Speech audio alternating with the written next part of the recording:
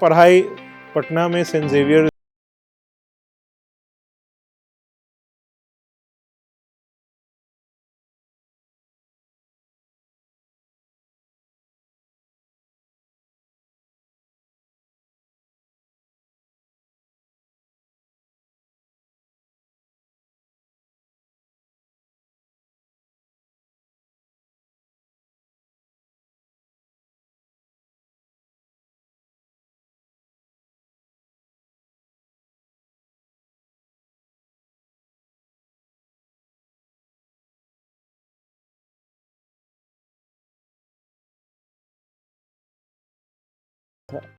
नमस्कार, जोहार।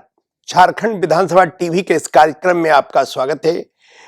जाने अपने विधायक को। इस क्रम में आज हम आपको रूबरू करा रहे हैं झारखंड विधानसभा के जाने माने विधायक क्लेन जोसेफ गुलस्टन। गुलस्टन साहब तीसरी बार विधायक बने हैं और ये मनोनीत विधायक है। इनकी अपनी एक खासियत है। तो हम गुलस्टन साहब से स्वागत करते हैं और उनसे जानना चाहते हैं कि वो अपने बारे में अपना परिचय हमारे दर्शकों को दें। नमस्कार, मैं Glen Joseph Galstaun, nominated MLA of Jharkhand Vidhan Sabha. मैं झारखंड विधानसभा में तीसरी बार मनोनीत होकर आया हूं। इसके पूर्व मेरे पिताजी 2000 से 2010 तक विधानसभा के मनोनीत सदस्य रहे थे।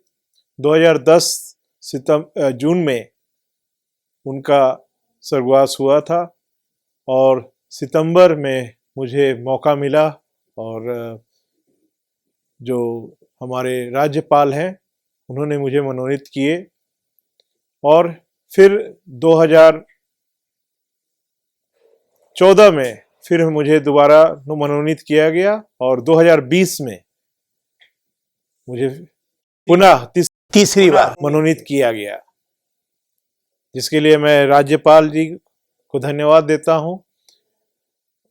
राज्यपाल जो हमारे थे द्रौपदी मुर्मू जी आज हमारे माननीय राष्ट्रपति हैं।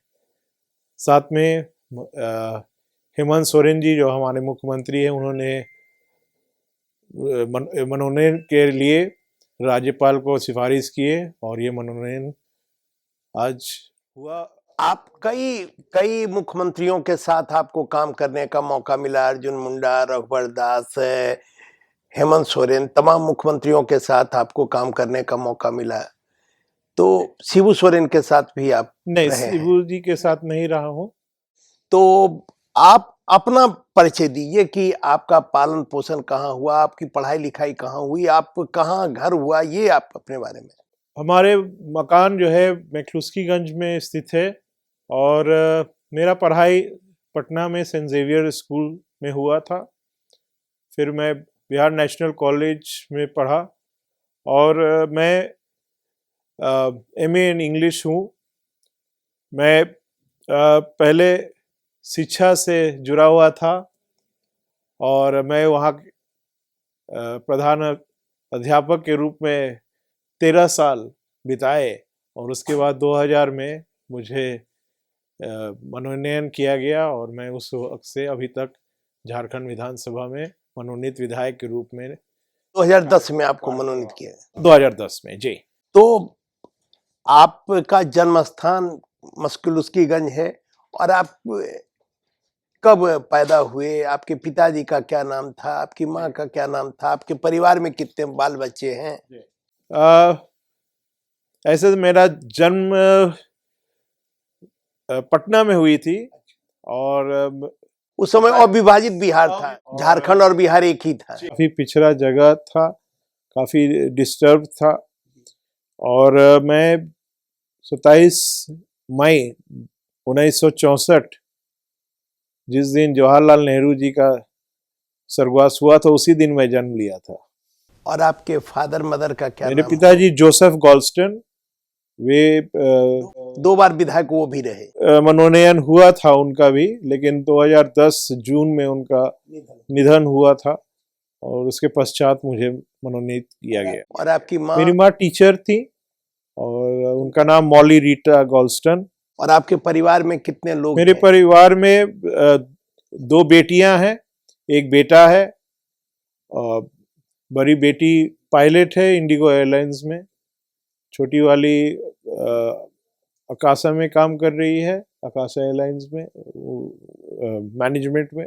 और बेटा अभी लॉ किया है, वह लॉ का पढ़ाई अभी पूर्ण कर लिया है। और पत्नी क्या करती हैं? पत्नी प्रिंसिपल है स्कूल में जी, उनका ग्लेंडा गोल्स्टन।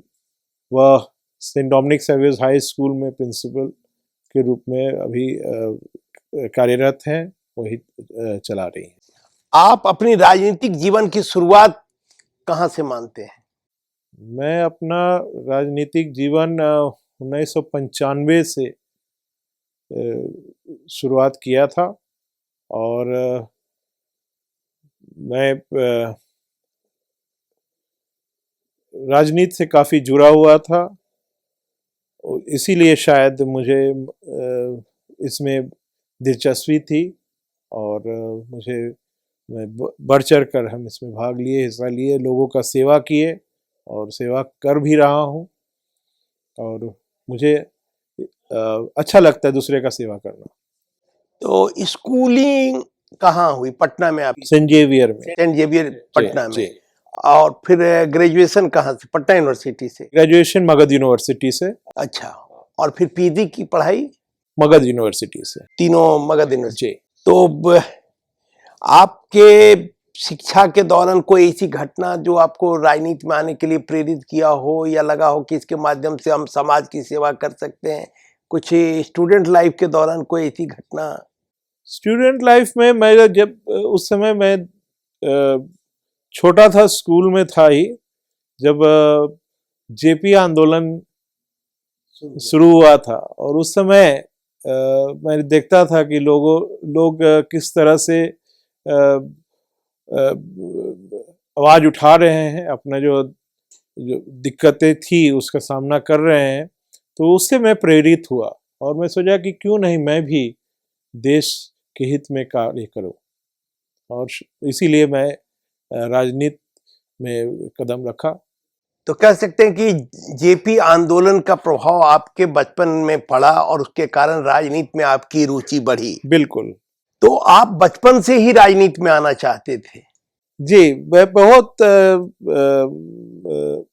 या कुछ और बनना चाहते? नहीं, जयप्रकाश जी जहाँ हम लोग रहते थे, जयप्रकाश जी हमारे घर के बगल में रहते थे, कदम कुआं में। जी। और उनको देखकर, उनसे मिलकर मैं बहुत प्रभावित हुआ। तो उसी समय से लगा, दूसरा चीज बनने का इरादा नहीं था? नहीं, ऐसा नहीं है। मैं यूपीएससी का तैयारी कर रहा था। मुझे शौक था कि मैं ब्यूरोक्रेट बनूं और कोशिश भी किया। मैंने प्रीलिम्स में भी निकाला, लेकिन फिर बाद में मन मैंने बदल दिया। मैं सोचा कि ये हमारे लाइन नहीं है। जयप्रकाश जी की कुछ यादें आप शेयर करना चाहेंगे? भी मिले या? हाँ, मिले तो थे। जो वो इतना मिलनसार थे, कोई भी जाके मिल सकते थे, सभी से मिलते थे। तो पहले जो मन में था कि नेता से मिलना बहुत मुश्किल है, बहुत कठिन है, लेकिन जब मैं उनसे मिला, मैं बहुत कम उम्र का था जी। लेकिन वो इतने अच्छे से मिले, इतने दिल खोल के मिले, तो मैं उससे काफी प्रभावित हुआ। राजनीति के अलावा आपकी अभिरुचि और किन चीजों में? शिक्षा में। शिक्षा से मुझे बहुत लगाव है और जब भी मुझे मौका मिलता है तो मैं कोशिश करता हूँ कि अपना जो ज्ञान है बच्चे में बांटे, बच्चे से घुल मिल लेता हूँ बहुत आसानी से और कोशिश करता हूँ कि बच्चे को सही शिक्षा मिले। और इसीलिए जब भी मैं बच्चे से मिलता हूँ या जब भी मैं अपना स्कूल में जाता हूँ, तो वहाँ पर बच्चे से मिलकर उनसे हमेशा माने जो उनके चाह है या उनका क्या कमियां हैं जानने का कोशिश करता हूँ। झारखंड में भी मैं जब जाता हूँ, सारा जो अलग अलग क्षेत्र में जाता हूँ, धनबाद हो, मैक्लूस्कीगंज हो, जमशेदपुर हो, या किसी भी क्षेत्र में जाता हूँ, गुमला हो, तो मुझे अच्छा लगता है जब मैं बच्चे लोग से मिलता हूँ। अभी कितने बार हमने समिति लेकर गुमला भी गया हूँ, लोहरदगा भी गया हूँ, तो वहाँ का विद्यालय का निरीक्षण जरूर करता हूँ ताकि बच्चे से, टीचर से मिल सके और उनका जो कठिनाई है जान सके। अंग्रेजी साहित्य में किसे पढ़ना आपको अच्छा लगता है? अंग्रेजी साहित्य में तो सभी अच्छे हैं, जो अच्छे ऑथर्स हैं, जॉर्ज बर्नार्ड शॉ, आप जानते होंगे, और शेक्सपियर वगैरह। शेक्सपियर, रविंद्रनाथ टैगोर, इनका तो खैर तुलना नहीं किया जा सकता है। तो इन दिनों कोई किताब वगैरह आप पढ़ रहे हैं अंग्रेजी साहित्य की, या कोई नोवेल वगैरह जो, या कोई इधर हाल में पढ़े हो जिसकी चर्चा आप करना चाहें? अभी एंग्लो इंडियन समुदाय पर बैरी ओब्रायन ने एक किताब लिखा है, और ये बहुत ही अच्छे ढंग से वहाँ प्रस्तुत किया गया है। उसमें जो समुदाय है पूरा देश भर में जहाँ फैले हुए हैं, किस दिक्कतें या जो जिस मुकाम पर पहुँचे हैं उसका जिक्र है। उसमें शुरुआत कैसे हुई थी, एंग्लो इंडियन समुदाय भारत में कैसे आए, कैसे यहाँ बसे, और भारत को अपने कैसे देश माने, तो उसमें बहुत विस्तृत जानकारियां हैं जो काफ़ी अच्छा लगता है पढ़ने में। उसी को अभी हमने पढ़ा है, और उसका जो सर्कुलेशन है काफ़ी हुआ है। और अभी हाल में जो है एक ये थप्पड़ जी जो है, जो लिखते हैं, टीवी एंकर है, उन्होंने बहुत बढ़िया उसको एक टिप्पणी लिखे हैं इस किताब के बारे में, जो बहुत ही सराहनीय है।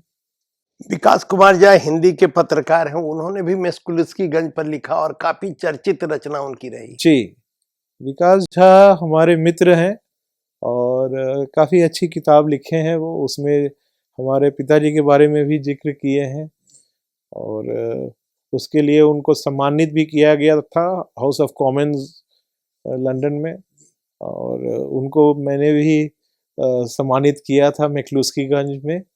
काफ़ी भीड़ थी उस समय, और यहाँ पर अर्जुन मुंडा जी भी उनको एक पुरस्कृत किए थे। जी, तो उन्होंने मैक्लुस्कीगंज को ग्लोबलाइज कर दिया, दुनिया भर में चर्चित कर दिया अपने कामों के जरिए। देखिए, मैक्लुस्कीगंज पहले ही से चर्चा में है, क्योंकि जैसे आपको मालूम होगा, मैक्लुस्कीगंज ईटी मैक्लुस्की द्वारा स्थापित किया गया था। उस समय रातू महाराज ने 10,000 एकड़ जमीन दिए थे, जिसमें जो रिटायर्ड लोग थे, एंग्लो इंडियन समुदाय के रिटायर्ड जो हो रहे थे, उनको वहाँ पर बसाया गया, और वहाँ पर एक अच्छा बस्ती बस गई थी। कहता दुनिया में अकेला गांव है एंग्लो इंडियन का। जी, सही बात है। अभी तो कम हो गए हैं संख्या, आबादी कम हो गई है, क्योंकि लोग बाहर चले गए हैं, दूसरे शहर में चले गए हैं। सबसे ज़्यादा एंग्लो इंडियन के समुदाय जो है जमशेदपुर में है। सार्वजनिक जीवन में रहते हुए परिवार के लिए आप कितना समय निकाल पाते हैं? जितना निकालना चाहिए उतना नहीं निकाल पाते हैं, लेकिन कोशिश करते हैं समय बिताने के लिए परिवार के साथ। लेकिन अब तो मैं और पत्नी और बेटा ही है, बाकी बेटियां बाहर काम कर रहे हैं, इसीलिए साथ में नहीं रहते। लेकिन जब भी वो लोग आते हैं तो मैं कोशिश करता हूं कि परिवार एक साथ रहे और कुछ दिन साथ बिताए। क्योंकि आपका क्षेत्र तो कोई वैसा है नहीं, लेकिन मैक्लुस्कीगंज को आप अपना क्षेत्र मानते हो। वैसे तो पूरा क्षेत्र, पूरा झारखंड आपका क्षेत्र है, क्योंकि आप मनोनीत विधायक हैं। और एक बड़ी दिलचस्प जानकारी, क्योंकि बहुत लोगों को कन्फ्यूजन रहता है कि मनोनीत विधायक को वोट देने का अधिकार नहीं होता है, लेकिन ये विधानसभा में जब कॉन्फिडेंस वोट होता है या बहुमत के लिए जब सरकार का वोट होता है, मतदान होता है, विश्वास प्रस्ताव या अविश्वास प्रस्ताव जो कहें, उसमें मनोनीत विधायक वोट देते हैं। और ये एक बहुत बड़ी बात है कि मनोनीत विधायक सर की भूमिका सरकार बनाने में रहती है। तो ऐसे में झारखंड के विकास या मस्कुलस्कीगंज के विकास के लिए कोई दिमाग में कोई योजना आपके कि कोई ऐसी चीज जो आप करना चाहते हैं या अभी तक नहीं कर पाए हैं? देखिए, पहले तो इसके पृष्ठभूमि में जाना होगा कि यह जो है एंग्लो इंडियन जो नॉमिनेटेड एमएलए हैं, नॉमिनेटेड विधायक हैं, उनको यह सुविधा या यह राइट क्यों दिया गया? ये इसलिए दिया गया क्योंकि एंग्लो इंडियन समुदाय कहीं एक जगह नहीं बसते थे, वो पूरा भारत में फैले हुए हैं, किसी एक रीजन में या एक राज्य में नहीं है। और इसी कारणवश उनको एक नॉमिनेटेड दिया गया ताकि उनका आवाज विधानसभा में आ सके।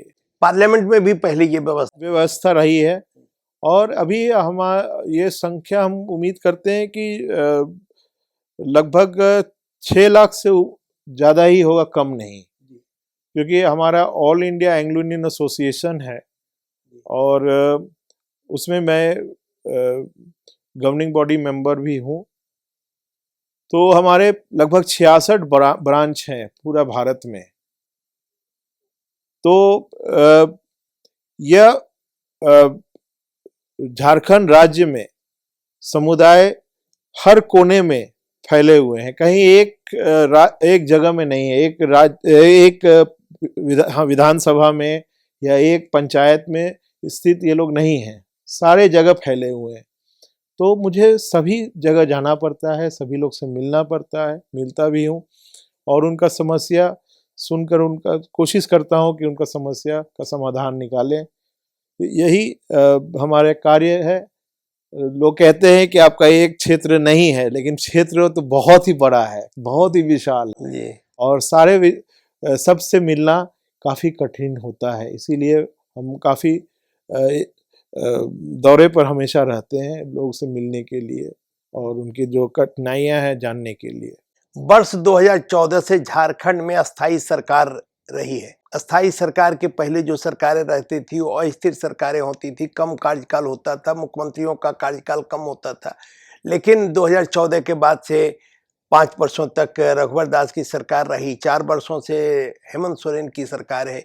तो आप क्या बदलाव देखते हैं अस्थाई सरकार और जो पहले की सरकारों में, क्या बदलाव देखते हैं? देखिए, अस्थाई सरकार जब रहता है तो डेवलपमेंट होता है। अगर अस्थाई सरकार नहीं रहेगी तो जो डेवलपमेंट है, जो उनका पॉलिसी है, उसको इम्प्लीमेंट करने में कठिनाई होती है। और हमने देखा है कि जब अस्थाई सरकार रहती है तब हमारा जो प्रदेश है वो आगे बढ़ता है। और अभी हम देख ही रहे हैं कि हमारा राज्य जो है प्रगति के राह पर है। आप विधानसभा समिति के सभापति और सदस्य भी रहे हैं, तो आप समितियों का क्या योगदान देखते हैं विधानसभा? देखिए, समितियां का एक बहुत बड़ा रोल होता है कि वह इंक्वायरी रोल, जांच भूमिका जो करता है, उसका मुख्य कार्य यही है। और जब समिति जाती है, जहाँ भी जाती है, जिस डिस्ट्रिक्ट में जाती है या जहाँ भी जाती है, तो वो जांच करने जाता है कि यह कार्य हो रहा है कि नहीं, सरकार का जो बताया हुआ जो पॉलिसी है उसको सही रूप दिया जा रहा है या नहीं, और इससे प्रभाव पड़ता है। कहने का मतलब अगर समिति बेहतर काम करती है तो राज्य के विकास में भी उसका योगदान होता है। बिल्कुल बिल्कुल, इसमें कोई दो मत नहीं है। आप कोई 2 ऐसा काम जो करना चाहते थे अभी तक नहीं कर पाए या आगे करने की कोई इच्छा है? जी, एक मैंने विधानसभा में भी बराबर प्रश्न उठाया हूँ। मैक्लुस्कीगंज को एक टूरिस्ट स्पॉट बनाया जाए और अभी उसका घोषणा भी हुई है। मैं चाहता हूँ कि मैक्लुस्कीगंज में एक म्यूजियम का स्थापना हो जो वहाँ पर जो हमारा इतिहास है उस पर उजागर हो, लोग को संरक्षित देश और विदेश से लोग आते हैं, सैलानी आते हैं वहाँ, उसका दौरा करते हैं और वो लोग सिर्फ घूम घाम के चले जाते हैं। उनको सही में मालूम नहीं है कि उसका अहमियत क्या है उस जगह का। तो उस जगह का अहमियत बताने के लिए अगर वहाँ कोई म्यूजियम हो, कोई अच्छा कोई सेटअप हो, जैसे लोग अभी TIC खुल गया है वहाँ पर, और उम्मीद है कि यह जो हमारा सपना है, ये जो हमारा ये सोच है, ये धरातल पर उतरे। क्योंकि पर्यटन की काफी असीम संभावनाएं हैं। जी, तुलसीगंज को अगर डेवलप किया जाए तो वहाँ फिल्म की शूटिंग हो सकती है। जो लोकेशन है, जिस तरह से वहाँ नदी है बगल में और जिस तरह से जंगल है, तो वो बड़ी रमणीक स्थल है। तो वहाँ अगर सही ढंग से पर्यटन को बढ़ावा दिया जाए, पर्यटन स्थल के रूप में उसको विकसित किया जाए, तो लाखों पर्यटक वहाँ आ सकते। अभी हाल में ही लगता है 2 साल पहले वहाँ पर शूटिंग भी हुई है फिल्म की, और I think the Death in the Gunj नाम का एक फिल्म था जिसका वहाँ पर उसका शूटिंग हुआ। और साथ में हमेशा फिल्म या एडवर्टीजमेंट का जो है फिल्म बनता है, तो अगर इसको और विकसित किया जाए तो अवश्य ये आगे बढ़ेगा। जो रोड है, जैसा कि आप देख रहे होंगे, पहले हमें 2 घंटे 2.5 घंटा लग जाती थी रांची से मैक्लूस्कीगंज जाने में, लेकिन सारे रोड जो है हमारे अनुशंसा पर बन गया है और अभी हमें मुश्किल से 1 घंटे में मैं वहाँ पहुँच जाता हूँ। तो वहाँ आपका कोई स्कूल वगैरह भी है? नहीं, वहाँ स्कूल नहीं है, अपना मकान है जो थाना को दिए हुए हैं, और थाना वहाँ हमारे ही मकान में चला। पहले उग्रवाद की समस्या वो भी अब खत्म हो गई है। जी हाँ, वो भी खत्म हो गई है और लोग काफी शांति से जी रहे हैं और आसानी से लोग आ सकते हैं, जा सकते हैं, कनेक्टिविटी बढ़ गई है। बिल्कुल। और 12 बजे रात, 1 बजे यानी 1 बजे 2 बजे सुबह में भी लोग आते जाते रहते हैं। इसमें कोई डर नहीं है, किसी तरह का खतरा नहीं है। लोग आराम से वहाँ सफर कर रहे हैं और बस भी रहे हैं। आप विधायक के अलावा एक शिक्षाविद भी हैं, तो नए बच्चों को आप क्या संदेश देना चाहते हैं, क्या उनसे कहना चाहेंगे? नए बच्चे को, सभी बच्चे को मैं यही सलाह देना चाहूँगा कि वह अपने कैलिबर के अनुसार, अपने जो IQ है, EQ है, उसके अनुसार ही अपना पढ़ाई करे। माता पिता उन पर दबाव नहीं डाले, क्योंकि अक्सर देखा जाता है जो माता पिता जो हासिल नहीं कर पाए वो कोशिश करते हैं कि बेटा या बेटी से करवाएं। तो हर बच्चे का अलग एक IQ होता है, अलग सोच होता है, अलग रुझान होता है। जैसे कि कोई विद्यार्थी है जो साइंस में उसका ज़्यादा रुचि रहता है, या कॉमर्स में होता है, या आर्ट्स में होता है, लेकिन अक्सर देखा जाता है कि गार्जियन बोलते हैं नहीं, साइंस तुमको पढ़ना है। वो जो है उसका बच्चे का जो भविष्य है उसमें रुकावट बनता है। जब बच्चे को छूट दिया जाए, बच्चे को अगर बोला जाए कि हाँ जो तुमको करना है करो, सही डायरेक्टिव दे, और बच्चे का सिर्फ गार्जियन ही नहीं, बच्चे का दोस्त भी बनकर अगर गार्जियन रहे तो बच्चे का भविष्य अवश्य रूप से उज्जवल होगा। तो ये थे झारखंड विधानसभा के मनोनीत विधायक ग्लेन जोसेफ गलस्टन। तो उन्होंने बहुत अच्छी जानकारी दी और हमें उम्मीद है कि हमारे दर्शकों को इससे अच्छी जानकारी मिली। तो हम आपसे यहीं विदा लेते हैं और फिर मिलते हैं किसी अगले कार्यक्रम में। तब तक के लिए नमस्कार। नमस्कार।